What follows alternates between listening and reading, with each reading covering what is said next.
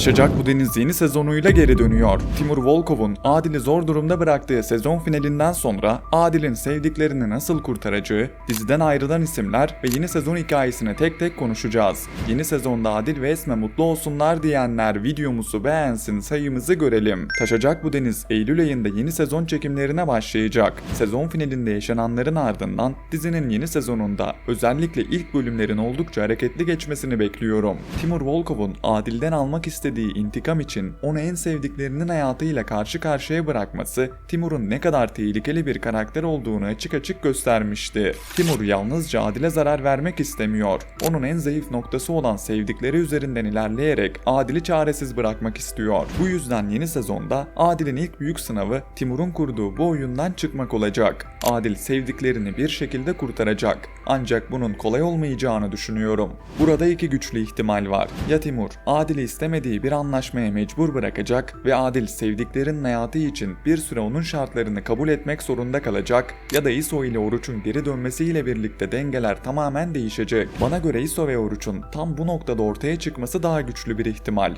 Çünkü Adil'in tek başına Timur'un elindeki herkesi kurtarması oldukça zor.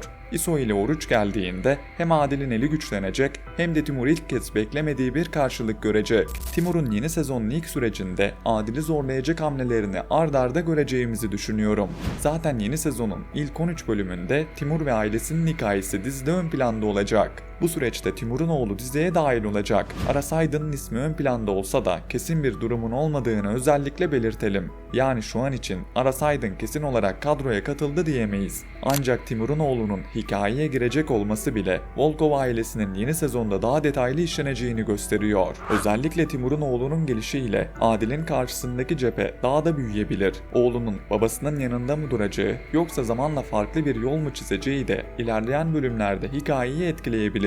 Bu yüzden Volkov ailesinin gelişi sadece Timur'un intikamıyla sınırlı kalmayacaktır. Bunun yanında kızının da gelmesi bekleniyordu. Ancak Timur'un kızını ilk süreçte görmeyeceğiz. Yani Volkov ailesi bir anda bütün karakterleriyle diziye girmek yerine parça parça hikayeye dahil olacak gibi duruyor. Önce Timur ve oğlu üzerinden aile hikayesini izleyeceğiz. Daha sonra hikaye ilerledikçe kızının da gelmesi mümkün olabilir.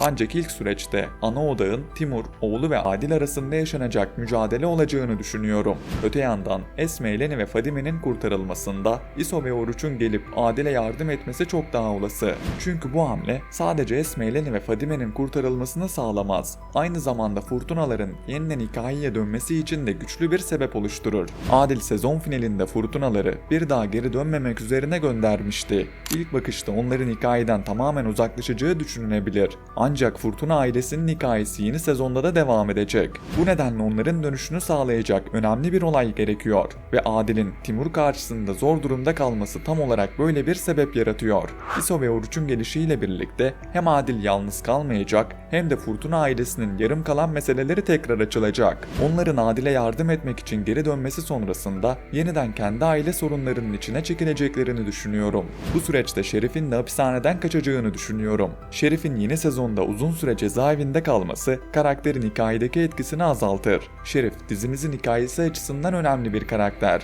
ve onun dışarıda kaçak durumda olması yeni çatışmalar yaratmak için çok daha uygun. Şerif'in kaçırılmasında ise ya Fatih Fırtına'nın ya da Timur Volkov'un etkili olacağını düşünüyorum. Fatih Fırtına kendi planları için Şerif'i dışarı çıkarabilir.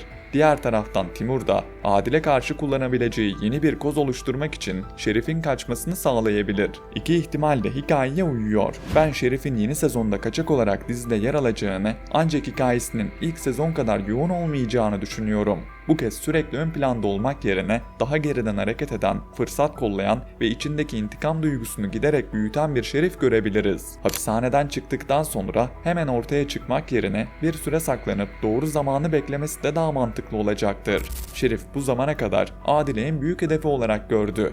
Ancak kendisini ihbar edenin Esme olduğunu öğrenmesiyle birlikte Esme'ye karşı da büyük bir intikam duygusu besleyecek. Bir tarafta Timur Volkov, diğer tarafta kaçak Şerif'in olması Adil ve Esme için yeni sezonu çok daha zor hale getirebilir. Esme ve Adil'in aşkı zaten dizinin en güçlü hikayelerinden biri. Bu büyük aşk 20 yıl önce olduğu gibi gene zorluklarla sınanmaya devam edecek. Tam birbirlerine yaklaşacakları sırada yeni bir sorun çıkıyor ve ikili yeniden ayrı bir sınavın içine giriyor. Yeni sezonda da Timur ve Şerif'in oluşturduğu tehlikeler nedeniyle bu aşkın önüne yeni engeller çıkacaktır. İkilinin ilk hedefleri kızlar Eleni'yi bütün tehlikelerden uzak tutmak olacak. Çünkü artık sadece kendi hayatlarını düşünmüyorlar. Eleni'nin güvenliği ikisi için de her şeyin önüne geçecektir. Timur'un Adil'i sevdikleri üzerinden vurmayı tercih etmesi, Eleni'nin de her an bu mücadelenin içine çekilebileceğini gösteriyor. Adil ve Esme bu nedenle Eleni'yi korumak için daha sert kararlar almak zorunda kalabilir. Yeni sezonda diziye dahil olacak Adil'in halası Emriye de bu hikayeye başka bir açıdan dahil olacak.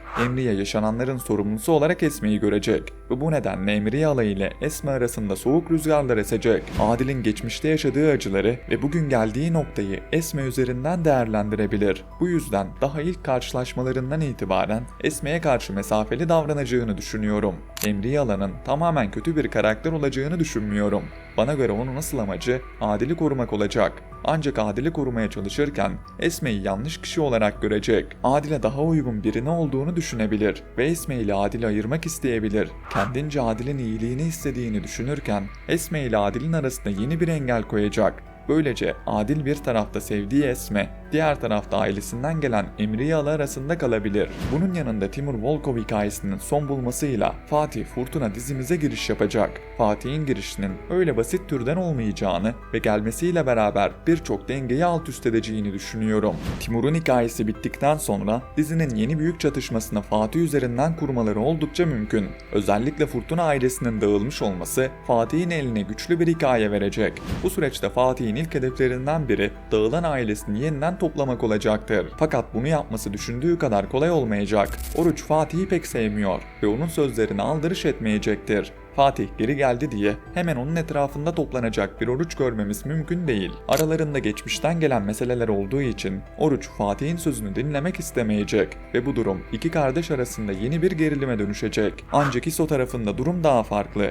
İso'nun Fatih'e bir bağı olduğunu biliyoruz. Oruç'un aksine abisine daha farklı bakıyor ve onun söylediklerinden etkilenme ihtimali daha yüksek. Fatih de bunu fark ederse İso'yu kendi tarafına çekmeye çalışabilir. Aile, kardeşlik ve geçmiş üzerinden İso'yu etkileyerek onu yeniden kendi planlarının içine sokabilir. Bu süreçte Fatih İso'yu kandırabilir ve aldığı kararlarla İso'nun hayatını değiştirebilir. Tam da bu noktada İso ve Fadime'nin arası gene açılabilir. Çünkü İso, Fatih'in etkisiyle hareket etmeye başladığında Fadime buna karşı çıkacaktır. İso ve Fadime zaten kolay bir ilişki yaşamıyor ve araları tam düzelmeye başladığında Fırtına ailesinin sorunları yeniden önlerine çıkabilir. İso bir tarafta abisi Fatih, diğer tarafta Fadime arasında kalabilir. Bu yüzden Fatih'in gelişi sadece Fırtına ailesinin dengelerini değil, İso ve Fadime ilişkisini de doğrudan etkileyecek. Yeni sezonun ilk kısmında Timur Volkov ve ailesinin hikayesini izlerken ilerleyen süreçte Fatih Fırtına'nın gelişiyle bambaşka bir döneme geçeceğimizi düşünüyorum.